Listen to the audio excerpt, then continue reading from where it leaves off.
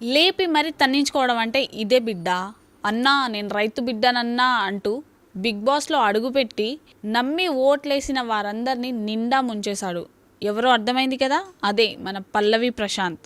నేను big boss winner అయితే వచ్చిన ప్రైజ్ మనీ మొత్తం రైతులకే పనిచేస్తా అంటూ అన్నాడు. అంతేకాదు బిగ్ బాస్ క్రేజ్తో సంపాదించిన ప్రతి రూపాయి కూడా నేను రైతులకే పనిచేస్తానంటూ బిగ్ బాస్ హౌస్లో ఉన్నప్పుడు మంగమ్మ శపథాలు చేశాడు. తీరా బిగ్ బాస్ టైటిల్ గెలుచుకొని బయటకు వచ్చిన తర్వాత రైతు బిడ్డలో కాస్త ఫేక్ బిడ్డ కూడా బయటకు వచ్చింది. వీడి బిహేవియర్ ఎవ్వరూ ఊహించలేరు. వీడి చిత్ర విచిత్రమైన వేషాల మీద ఒక పుస్తకమే రాయొచ్చు. ఇన్స్టాలో ఏదన్నా పోస్ట్ పెడితే చాలు బూతుల వర్షం కురుస్తుంది కామెంట్ సెక్షన్లో. అట్లా మోసం చేశాడు మరి అందరినీ. ఎంత తిట్టినా సరే మళ్ళీ తిట్టించుకునే పనులే చేస్తుంటాడు. ఎంత తిట్టినా అంత మంచిది అనుకుంటాడో, అంత ఫేమ్ అయిపోతాను అనుకుంటాడో ఏంటో మరి. మళ్ళీ మళ్ళీ తిట్టించుకునే పోస్టులే పెడతాడు. అసలు ఇదంతా ఎందుకు చెప్తున్నా, అసలు మ్యాటర్ ఏంటంటే మన రైతు బిడ్డ మన పల్లవి ప్రశాంత్ చిన్న చిన్న షాపుల ప్రమోషన్ల దగ్గర నుంచి పెద్ద పెద్ద బ్రాండ్ ప్రమోషన్ల వరకు చేస్తున్నాడు. చేస్తూ కోట్లలో కూడా సంపాదిస్తున్నాడు.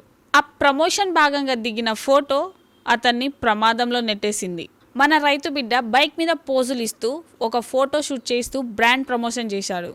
ఆ బ్రాండ్ ప్రమోషన్ ఏంటో పత్యాపారాలు ఏంటో పక్కన పెడితే మనోడు ఫోటో షూట్ చేసిన ఆ బైక్ పైన చాలానే చలానాలు ఉన్నాయి.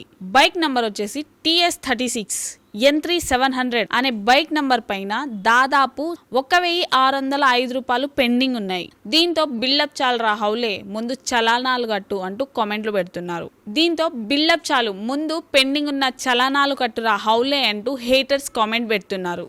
యాక్చువల్గా చెప్పాలంటే తను చేసింది పెద్ద తప్పేమీ కాదు.